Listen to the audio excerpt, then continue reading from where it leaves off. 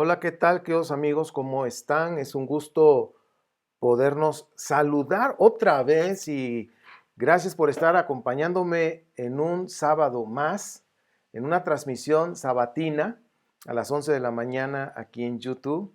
Gracias por estar aquí, por acompañarnos. Y pues bueno, hoy vamos a tener un tema interesante, interesante de veras. Y pues bueno, como siempre lo hemos dicho, y pues voy a poner la ventana. Verifica, por favor, verifica toda la información que nosotros vamos a estar compartiendo, porque a veces las personas se ponen un poquito, decía una persona aquí en YouTube, dice, tocan temas un poquito sensibles, ¿sí? Pueden o matar algunas vacas sagradas. Sí, yo lo sé. Miren, yo prefiero decir las cosas como son y no estar diciendo algo que realmente no es. Por eso les pedimos, por favor, verifiquen toda la información, pero ponte a investigar, porque a veces las personas empiezan a decir su opinión, una eisegesis, no es lo mismo que exégesis, sino eisegesis, su opinión nada más sin investigación, y es respetable. Pero también yo les pido, por favor, verifica, checa historia, historicidad, arqueología, filología, todo lo que se necesite, lo que hay, todos los recursos de ciencias bíblicas, utilízalo para investigar y verificar si lo que yo estoy diciendo es una verdad o estoy equivocado. ¿Que me puedo equivocar? Por supuesto que sí, me puedo equivocar. Bien, cuando nosotros nos ponemos a investigar, investigamos un tema, que hay tantos recursos, hay tantos libros muy buenos y aprobados a nivel universidad, incluso en Israel, en las universidades más importantes de Israel, que es en Tel Aviv y en Jerusalén, hay grandes historiadores, arqueólogos, filólogos que respaldan que los libros que yo estoy recomendando en Israel son conocidos y ahora sí que los tienen como un recurso con autoridad. Sobre todo lo que se trata con Israel. Entonces yo te pido por favor que en tu investigación pues checa todos estos recursos que ya tenemos, que ya existen. Descubre tú la verdad, es decir, busca, pero cuando tú encuentres la verdad y la descubras a través de tu investigación, pues eso te va a ayudar a evitar a poner tu fe en fantasías religiosas, que ese es un pensamiento que últimamente lo he estado compartiendo y que creo que es relevante. Ahora, el objetivo de esta enseñanza es conocer en qué momento surge el personaje el Satán o Hasatán en los relatos de la Biblia hebrea con respecto al monoteísmo del judaísmo naciente, ese judaísmo que nació precisamente después del exilio. Prácticamente, ahora sí que a partir del segundo templo, estamos hablando que ya cuando se entregó los escritos, fueron entre el 400 y 350, que nació ahí el judaísmo, el judaísmo naciente, pues de ahí en adelante se empezaron a salir una serie de pues, conceptos que es necesario que los veamos y que comprendamos. Entonces, ¿en qué momento salió este personaje, ¿sí?, antagónico? ¿Por qué salió? ¿Por qué lo hicieron? ¿Por qué antes no se mencionaba y después sí? ¿Ok? Bien. Tenemos que hacer un pequeño recordatorio para ubicarnos, porque creo que sí es relevante que vean esto. Ya lo hemos platicado, pero no perdemos nada por unos par de minutos recordarlo. Básicamente, la Biblia hebrea tiene tres teologías básicas, por decirlo así, tres teologías. Vamos a llamarlas con respecto al exilio, puede ser la teología preexilio, durante el exilio, después del exilio, post-exilio. Bien, Estas teologías son, de alguna manera, tocan temas diferentes, su perspectiva es diferente.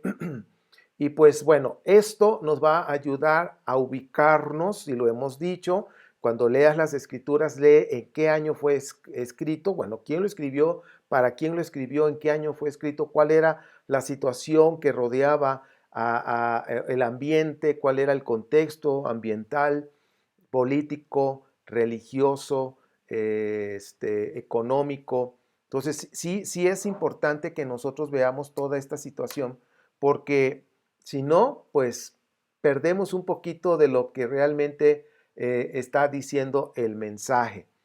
Ahora, vamos a seguir. A ver, aquí está. Las 4 fuentes de la Torá. Las 4 fuentes de la Torá, pues ya hemos hablado que es la yavista, eloísta, la deuteronomista y la sacerdotal. Y ahí viene, la yavista fue hecha precisamente en Jerusalén en los años 950, después, un poquito después de Salomón. Y la eloísta se hizo en el reino del norte, tomando toda la cultura, todas sus creencias, todos sus mitos, en fin, y fue en el año 759 antes de la era cristiana. Luego los deuteronomistas se hizo en el 622 en Jerusalén, y ya ves que ese escrito lo descubrió Josías. La sacerdotal, la fuente sacerdotal, se hizo ya en el exilio de Babel entre el 587 y 537. Entonces, prácticamente la fuente sacerdotal, como vamos a ver en un momento, se basó precisamente en los documentos ya antiguos, que ya se conocían, que ya se tenían en esta parte. Y el documento, como dice ahí en la pantalla, aquí arriba, fue escrito durante el siglo de Abel, se apoyaron en los otros 3 escritos, yavista, eloísta, deuteronomista, y ellos, los sacerdotes, escribieron una serie de leyes, liturgias, ritos y fiestas en ese momento. Entonces, ya al regreso del exilio, como dice ahí en la pantalla, compilaron, ya esto ya lo habíamos visto, compilaron las 4 fuentes, que ahora sí que las compilaron, pegaron, por eso es que se repiten a veces algunos sucesos, y así fue como nació el Pentateuco, la Torá o el Humash, como tú le conozcas, los 5 primeros libros de la Biblia hebrea. ¿Ok? ¿Saben qué? Se me olvidó conectar la computadora, y pues denme un segundo para conectarla.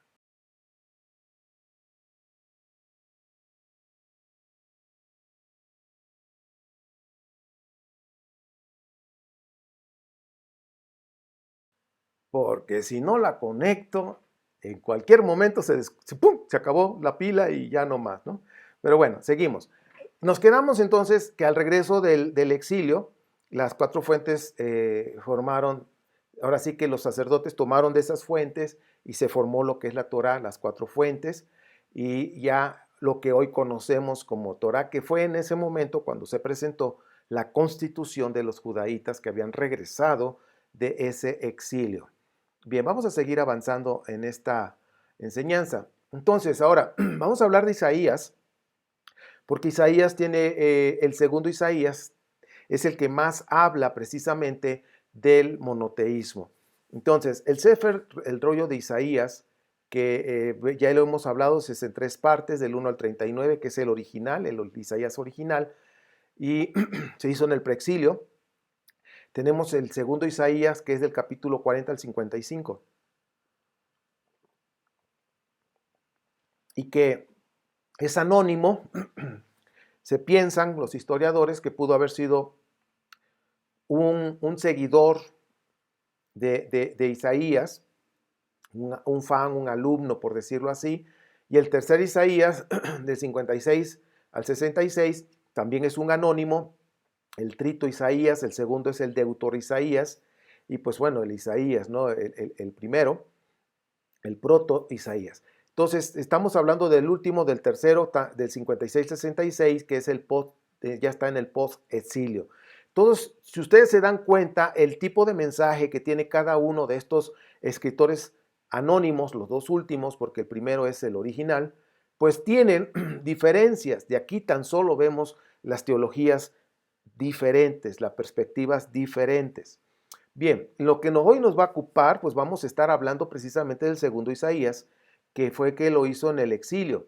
El segundo Isaías elaboró a inicios del imperio persa un discurso que presentaba a Yahvé como Dios único. Eso es importante que lo vayas viendo. Entonces, ya en el exilio, ahora sí que estando en el exilio, este anónimo, este escritor, ¿sí?, presenta a Dios como el único. No hay más dioses.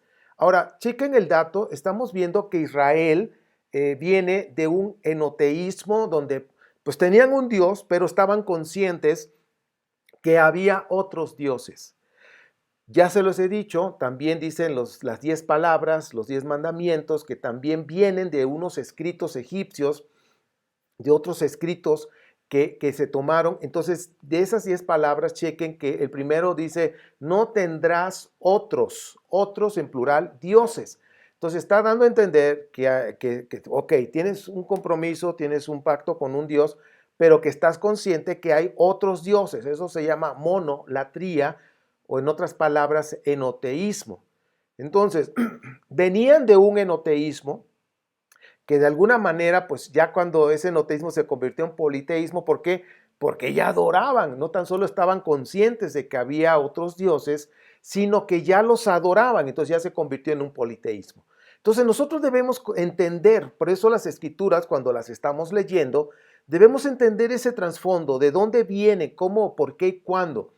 Ahora, vienen de Babilonia, donde estuvieron muchos años, donde una nueva generación nació, creció allá en Babilonia, y ahora regresan a Judá, con vamos a decir, judaítas de sus padres y todo, pero que allá en Babel o en Babilonia pudieron ver una manera de adorar donde había otros dioses, donde había otras fiestas, en fin. Y pues como hemos hablado de que pues el dios Tamuz también lo llegaron a adorar y pues también se lo trajeron, ¿ok? De alguna manera Ezequiel decía que veía a las mujeres llorando a Tamuz allí en las puertas del templo. O sea, eso es fuertísimo. Estamos hablando de personas que aparentemente estaban adorando a Yahvé, pero todavía su corazón estaba en ese pasado, en esos dioses, en ese politeísmo.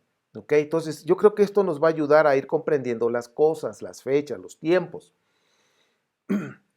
Como resultado, dice ahí, tuvo que integrar, estamos hablando del segundo Isaías, tuvo que integrar esta única deidad funciones tradicionales atribuidas a diosas y demonios y divinidades malignas. Entonces, nos presenta a Yahvé como el creador del bien y del mal, de Shalom, del caos, de la paz y del caos. Ahora, fíjense, si está diciendo, si antes, chequen el dato, preexilio y durante el exilio, estaban conscientes que habían otros dioses. Y esto es importante y no pierdas el punto. Estaban conscientes, tenemos un Dios, pero hay otros. Y de esos dioses, hay dioses malos, ¿sí? Hay dioses malos. De hecho, por ejemplo, en Chalem, en Jerusalén, una de las deidades antes, o sea, antes, vamos a decir, antes de David y durante el tiempo de David, de hecho, el nombre de sus hijos, Absalón, Salomón, tienen que ver con el dios Shalim o Chalem, porque acostumbraban a poner los nombres de sus hijos, ahora sí que el nombre de los dioses de la zona que ellos creían. Entonces, se pensaba que el dios del atardecer, Shalem, y el dios del amanecer no se llevaban y como que había un conflicto entre ellos, ¿ok? Entonces, había una conciencia de que había dioses que entre ellos peleaban, que había dioses, por decirlo así, que eran malos, había dioses que eran guerreros, que en fin tenían como actividades cada uno. Pero ya cuando llegan en el exilio y este profeta, vamos a decirle el anónimo de Isaías, empieza a escribir y ahora presenta a Yahvé como el único Dios, que no hay otro Dios. Entonces ahora la pregunta es, dice, bueno, si es el único Dios y los demás, los que eran malos, ¿quién va a ser el antagónico? Siempre va a haber, o sea, el hombre siempre busca tener entre el bien y el mal, ¿no? El bueno y el malo, el yin y el yang. Entonces, ¿quién va a ser? Si es el único Dios y Él es bueno, y el mal, ¿dónde queda? Y si hay un mal, ¿quién lo hace? ¿Quién lo hizo? ¿Cómo está eso? Entonces, tenían que resolver esas preguntas. Entonces, aquí ya el profeta empieza a mostrarnos a Yahvé como el creador del bien y del mal. Ahora, chequen el dato, ya estamos en el exilio, de ahí en adelante nos están mostrando que Yahvé es el creador del bien y del mal, ¿ok? Ahora, vamos a hablar un poquito en algo que estaba muy arraigado y hemos hablado en las enseñanzas anteriores, de Asherah, a la diosa madre, la diosa femenina, la diosa madre, que era muy importante en los judaítas. Diría yo, pues, híjole, súper exageradamente importante. De alguna manera, Zacarías muestra en su escrito que, y ya lo vimos, que fue expulsada a Babilonia. Fíjense, no la expulsaron a Egipto, no, a Babilonia, porque de ahí venían, que allá le iban a levantar un templo. Los templos tenían columnas, y esto es importante que lo veas, ¿sí? Todos los templos, incluso las sinagogas, ¿sí? Ahí en Facebook, en mi Facebook personal, en los viajes que Dios me ha permitido a Israel, tengo ahí fotografías de las sinagogas, algunas ruinas, algunas han sido pues reconstruidas, y tiene columnas, ¿sí? Un lugar donde hablan de Dios, por decirlo así, la sinagoga, pero había templos de sus dioses que tenían igual esa misma estructura de columnas. Y esto lo digo porque lo vamos a ver un poquito más adelante. Entonces la diosa regresa dentro de la cosmovisión religiosa de los judaítas, pero ahora regresa con el nombre de sabiduría, ¿sí? Se le da el nombre. Había un poema, que ahorita lo vamos a ver, que era un poema dedicado a la diosa divina, a la divinidad femenina, ¿ok? A la diosa madre. Entonces tuvieron que cambiar y adaptar y ponerle ahora sabiduría, el nombre de sabiduría.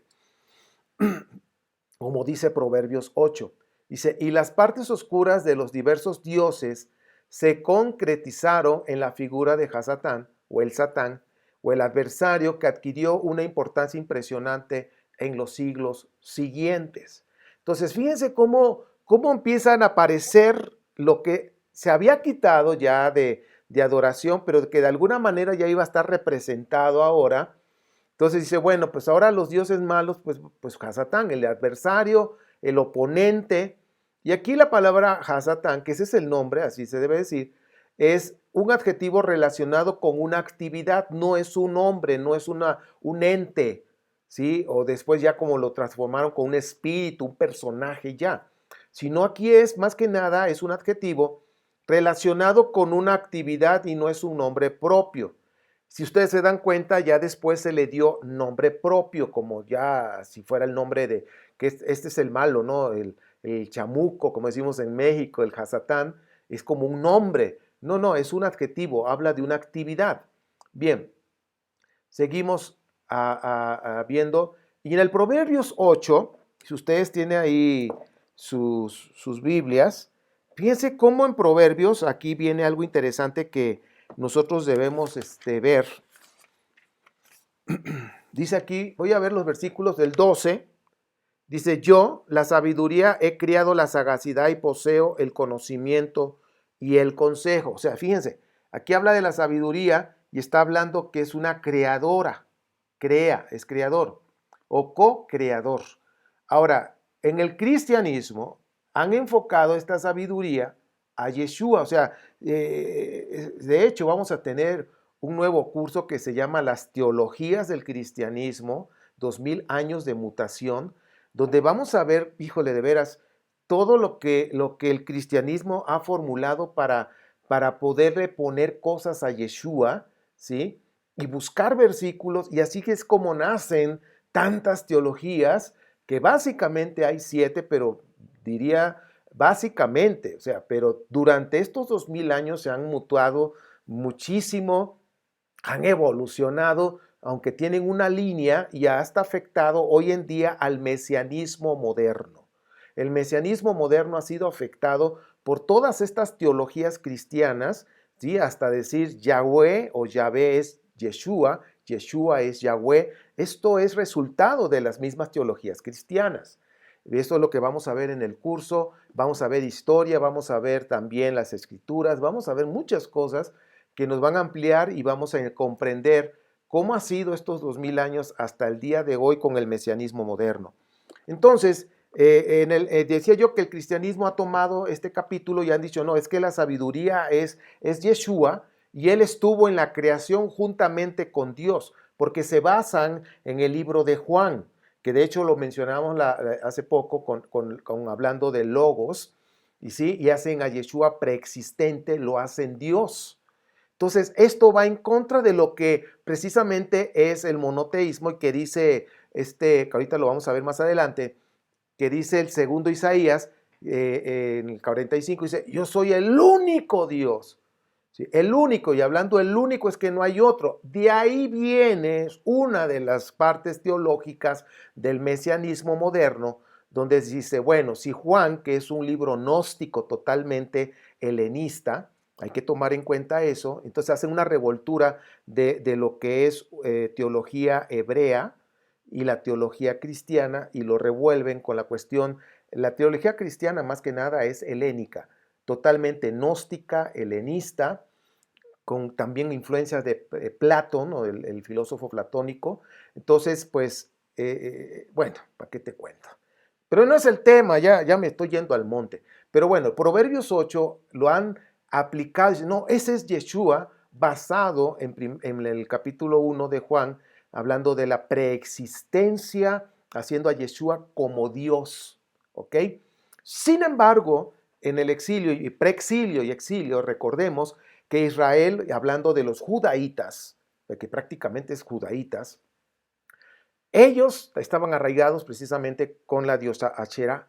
Entonces, regresa, pero este poema que es antiguo, investiguen por favor sobre la antigüedad del Proverbios 8 y lo adaptan y ahora Asherah se llama sabiduría y por eso dice yo estuve en la creación. Y esto lo estoy diciendo por una razón, ¿ok? Voy a, ahorita aquí mismo está en la pantalla. 22. Dice 22. Yahvé me creó en el principio de sus creaciones ante que todas sus obras. Ahora, fíjense, por eso están diciendo, no, pues Yeshua es Yeshua, él es preexistente. Sí, pero esa es una teoría helenista, ¿ok? Luego dice, el otro, 30. Con él, está hablando del eterno, del supremo, dice, estaba yo poniendo en orden, se gozaba en mí cada día y siempre era regocijo en su presencia. Era la alegría de la tierra habitable, su tierra, y era alabada por los hombres. O sea, era la alegría, chequen el dato. Con él está poniendo orden, dice, se gozaba en mí cada día y siempre era regocijo en su presencia. Ahora, nosotros necesitamos entender de qué está hablando. Está hablando de que fue criada por el Supremo, el único. Creó a la diosa, ¿ok? Que viene siendo su esposa. Ojo, en las antigüedades, en el antiguo Israel pensaban que sus dioses tenían consorte, tenían una esposa, ¿ok? Ahora viene ahí, dice aquí, existe la hipótesis, ¿sí? Y eso está basado en la historia, ¿sí? En la historia antigua de Israel, de que el relato eloísta de la creación, recuerden que hay dos relatos de cómo se formó el hombre, en el capítulo 1 y el capítulo 2, el relato yavista y el relato eloísta y el yavista.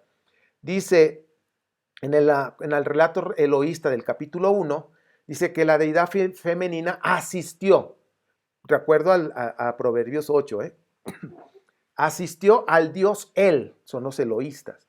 O sea que la primera creación es la creación eloísta, la segunda es yavista. Porque en la primera, el capítulo 1, checa, no aparece el nombre de Yahvé, aparece después. ¿Sí? En el primero aparece Dios, en las versiones mesiánicas ponen Elohim, pero es el Dios Él.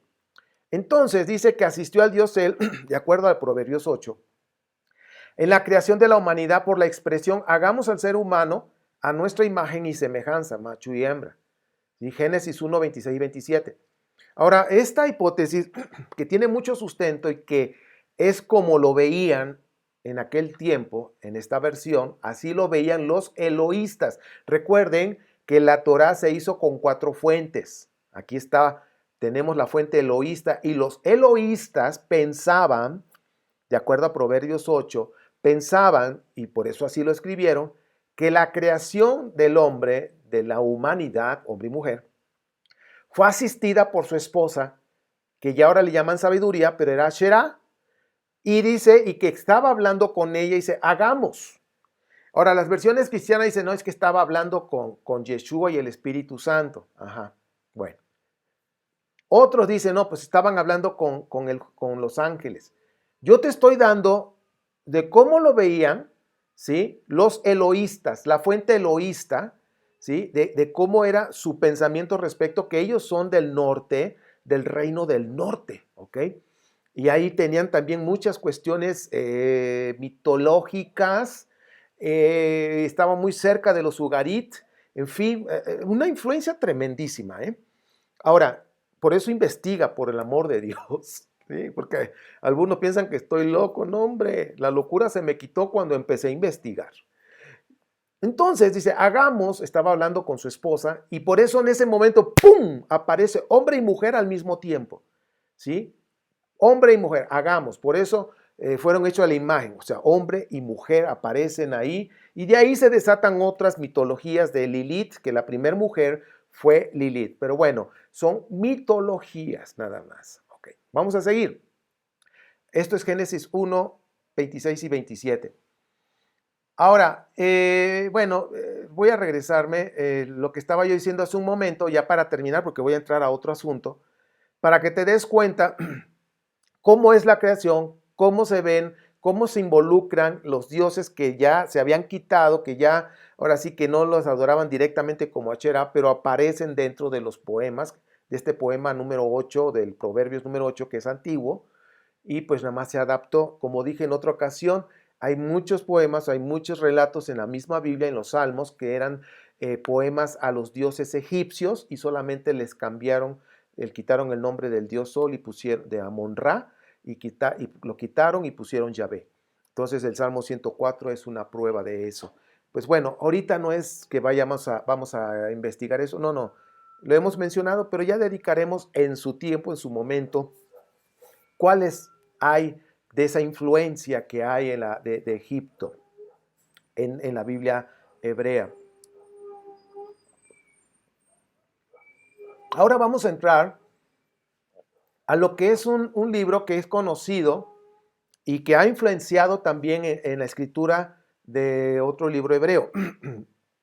Y estoy hablando precisamente de Ludul Bel Nemeki. Alabaré al Señor de la sabiduría. Este poema mesopotámico fue escrito en acadio en 4 tablillas formada por más de 400 líneas, ¿sí? Habla de un hombre rico, con hijos, que en algún momento le cayó la desgracia. Y quizás dice, bueno, pues ahí está escrito, es la versión de Job. Pero Job es tardío. Significa que este escrito de Lutlul es más antiguo, imagínate, acadio, ¿ya? Estamos hablando, ¿qué será? Por lo menos 2000 años antes de que se escribiera Job. Y y es conocido, alabaré al Señor de la sabiduría. Ahora vamos a analizarlo, vamos a darles un poquito de información. Cuando nosotros leemos Job del 1 al 13, bueno, toda esta información para que te des cuenta de la creación y los nombres y todo, y ahora ya estamos entrando en materia porque Job es uno de los libros que habla de Hasatán. Del 1 al 13, ahora sí que en este libro, fue escrito en el año 400, ojo, 400 antes de la era cristiana. El escrito acadio que les acabo de mencionar fue mucho más, que será 2000 años antes, por decirlo así, un número. La interpolación que hay entre este capítulo 1, hay una interpolación, es decir, le agregaron del versículo 6 al 12, eso es una interpolación al escrito, del escrito de Job, se lo agregaron. Y agregan ahí un acusador, a un personaje acusador que le llaman el Satán, ¿sí? Este poema de origen mesopotámico, pues ya lo dijimos hace un momento, es la base y de ahí se tomó para hacer el libro de Job. Está escrito por la fuente sacerdotal, la fuente P, y también la fuente D. O sea, están la deuteronomista y la sacerdotal trabajando en este punto. Ahora, el Subshi, voy a ponerme mis lentes, es el Shubshi Meshre Shakan, ¿sí? Ese es el nombre babilónico de lo que en hebreo es más fácil, Job, ¿ok? Para nosotros ya en español lo conocemos como Job, ¿sí? Más fácil. Pero en el nombre mesopotámico, el Subchi, este era el personaje que es Job. Ahora sí que el mesopotámico y el hebreo. Así como hay el libro de Job, hay otras cosas también en cuanto a la creación, el diluvio que tienen los babilonios, los estos acadios y todos ellos tienen su versión y la versión hebrea es Noé, ¿ok? Pero entonces tengo una prueba más para mostrarte entonces que el escrito antiguo acadio de un hombre rico en la Biblia hebrea es Job, ¿sí? Se tomó del acadio. Ahora, todos estos escritos, como Ruth, Job, alzan la voz para se estaban oponiendo a Esdras y a Nehemías. Por ejemplo, el libro de Ruth, ya lo estudiaremos en su momento, al estilo M710, que Ruth es una voz que se alza para, ahora sí que defender a las mujeres que pues no tenían una estirpe judía y que estaban siendo expulsadas, que estaban siendo echadas de ahí como decimos, a la buena de Dios, a ver qué les va, cómo les va, y pues lo más seguro es que podían morir porque no tenían la manera de sustentarse, en fin. De estos libros se levantaron en contra, de alguna manera, de levantar la voz en contra ante Esdras y Nehemías, que son los que estaban enseñando este judaísmo naciente del segundo templo. Bien, ahora, la interpolación que estamos hablando del capítulo 1, del 6 al 12, el poema original mesopotámico, dice, en el relato hebreo de Job, nos muestra un personaje negativo o malvado, el Saltán. O sea, ya tenemos aquí un personaje antagónico que se agregó, se interpoló. También es comentado por otro escritor, otro profeta, Zacarías, que es la parte acusadora en el capítulo 3 del 1 al 2. Entonces también ahí está el acusador, el personaje antagónico. Recordemos que Zacarías es un personaje, es un profeta del post-exilio, más o menos fue escrito en el año 520 antes de la era cristiana, para que vayas teniendo la idea y veas cuál era el asunto que estaba viviendo Zacarías. ¿Sí? Eran los judaítas que habían regresado de ese exilio y que iban a empezar una nueva vida. O sea, estamos hablando ya de empezar una nueva vida, una nueva visión religiosa, en fin. Y pues que tenían que ir sacando esos dioses. Ahora, hay un libro apócrifo que te recomiendo que lo busques. Se llama el libro de sabiduría. Te puse aquí una pequeña parte, le tomé con mi teléfono, porque yo lo traigo en mi teléfono. El libro de sabiduría que fue escrito antes de la era cristiana en el año 50. Ahora, es considerado, fíjense, por los filólogos y los historiadores, es considerado este libro como una ficción literaria. Ficción literaria, ojo. El autor pertenecía a una comunidad judía de Alejandría. Ahora, Alejandría es un lugar donde había una biblioteca con más de, oye, escucha, más de 700,000 ejemplares de libros, de literatura, ya sea egipcia, griega, hebrea, había de todo.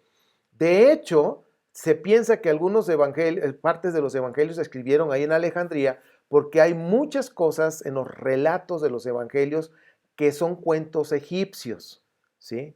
O sea, parece casualidad, ¿no? Sobre todo con la niñez de Yeshua, están basados, hay unos escritos egipcios más antiguos y se piensan los historiadores que algunos de estos pues los anónimos, porque son anónimos, estuvieron en Alejandría, que tenían acceso a tanto material. Más de 700,000 documentos había ahí.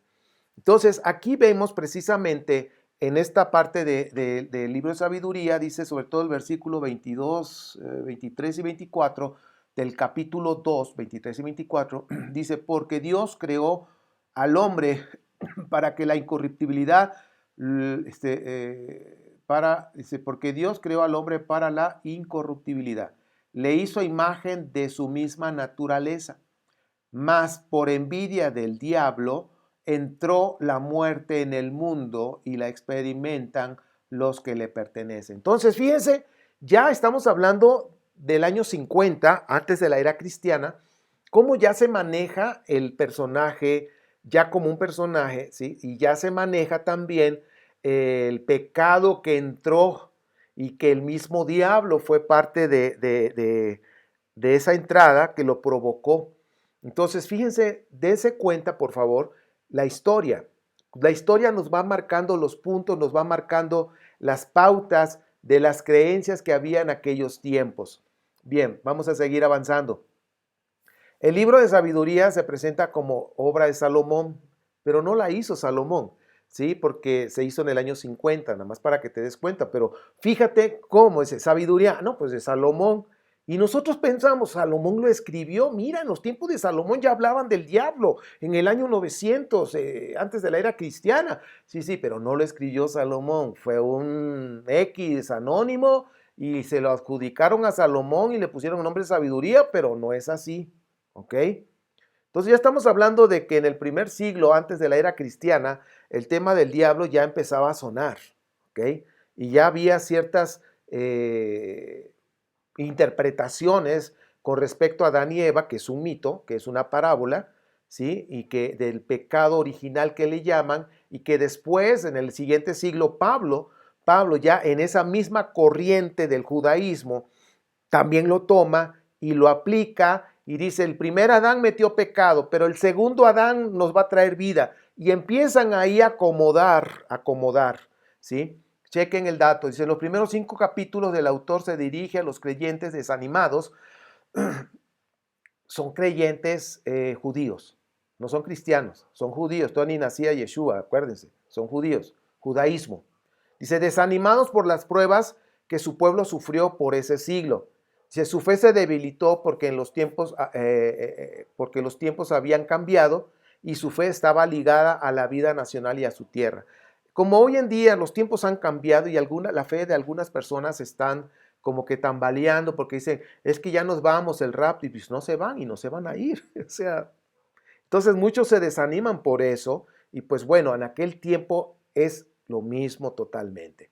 Entonces sabiduría fue escrito como ahora sí que para dar ánimos a esas personas y echarle la culpa a alguien. No, pues es el diablo, y de ahí, bueno, pues alguien tiene que pagar los platos. Yo no soy el abogado del diablo ni nada de eso. Bueno, vamos a ver al final en qué terminamos, pero chequen el dato, la historia.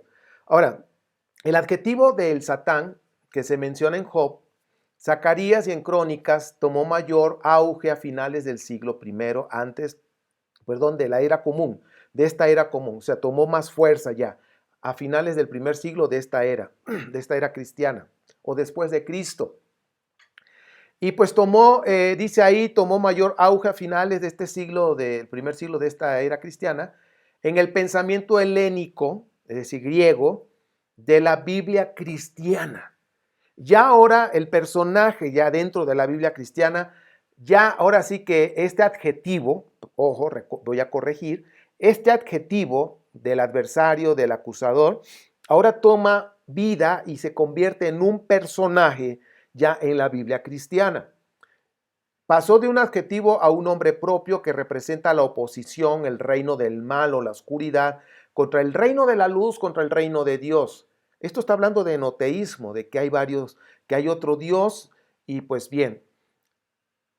Ahora, por cientos de años se ha interpretado, y más en el cristianismo, que el capítulo 14 de Isaías y capítulo 28 de Ezequiel piensan que los personajes que están ahí mencionados es la creación de Hasatán, y que con esto dicen, aquí fue criado el maligno, y pues bueno, y para aquí, para allá. Y piensan que estos dos capítulos de estos dos profetas están hablando de este personaje o de este personaje que es un adjetivo, pero son sátiras, ¿sí? Contra el rey de Babilonia y el rey de Tiro.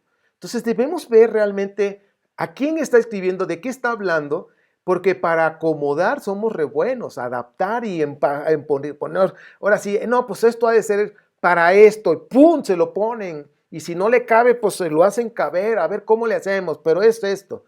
Yo mismo lo había creído que estaba hablando del maligno, pero no es así, no estaba hablando del maligno, ¿ok?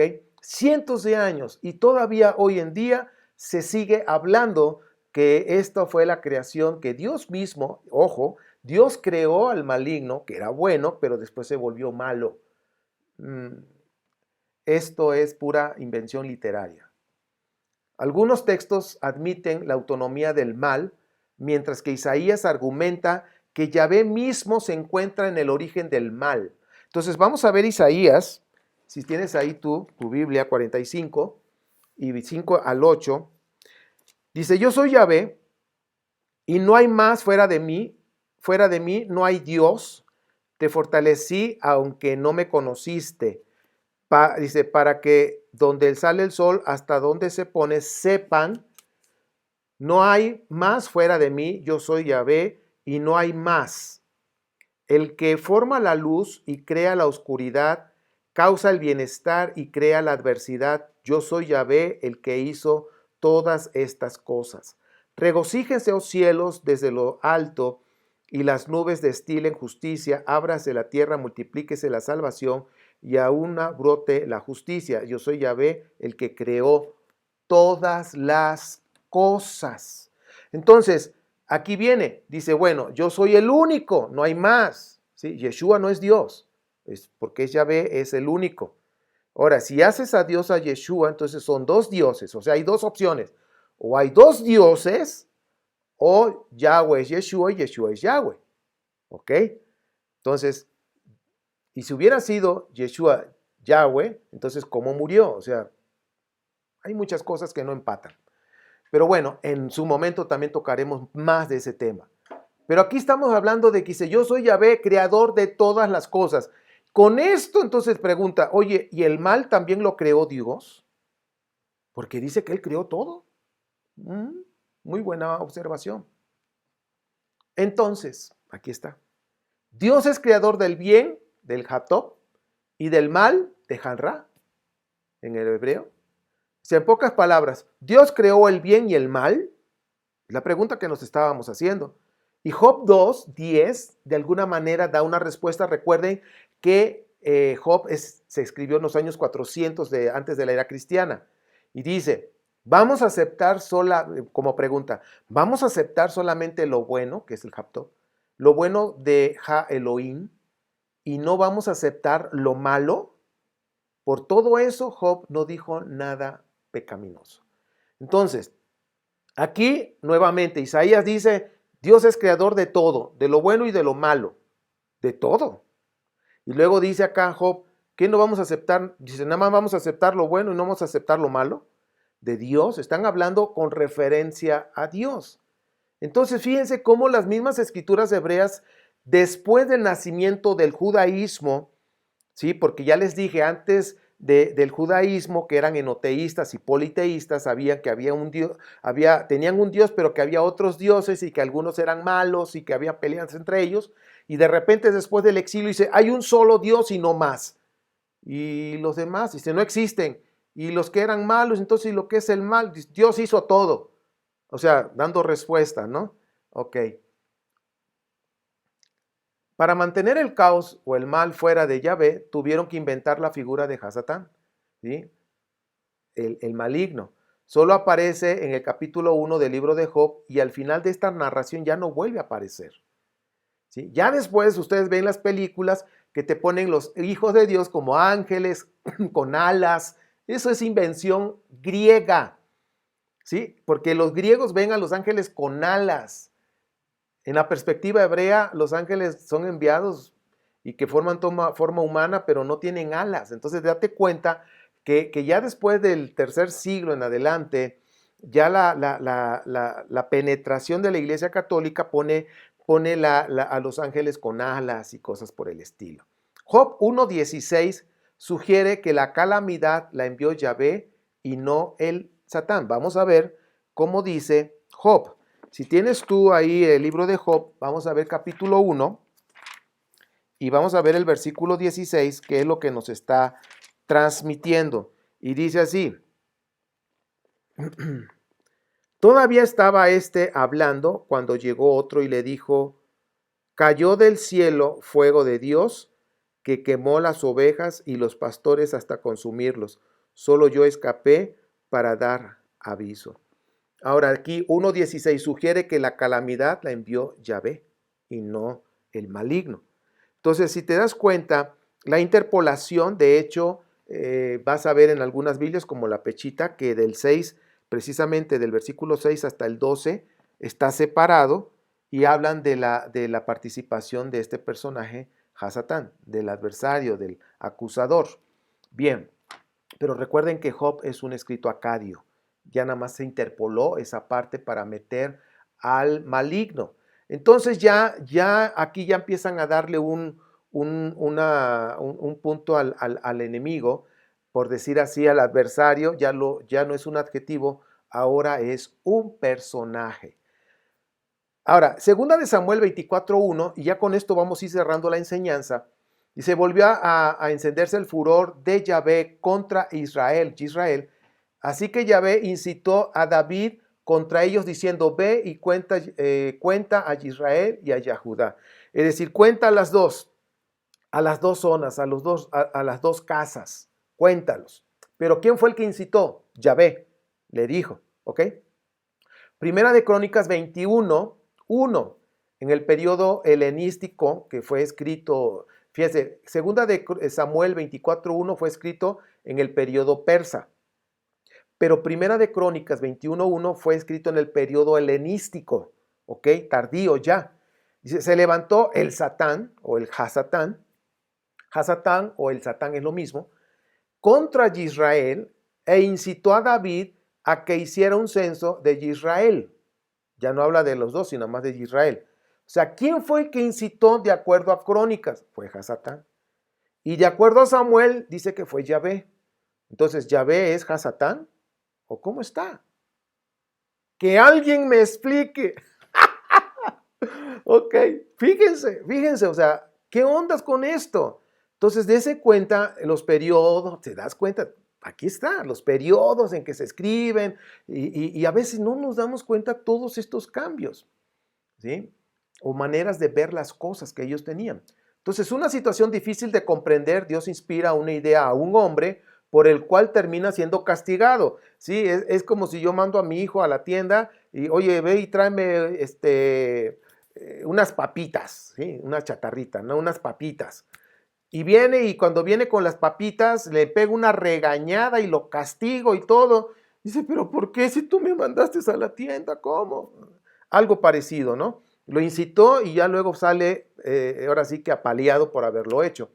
David efectuó el censo del pueblo y Yahvé lo castiga enseguida por algo de lo cual mismo fue el instigador, el que lo envió, el que le dijo que lo hiciera. Entonces está como, bueno, ¿cómo está esto? Pues, y es precisamente en toda esta cuestión del mal y del bien y cómo acomodarlo.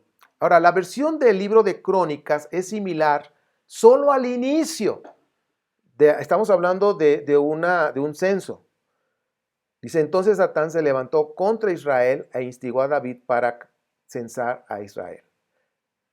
Se levantó este personaje.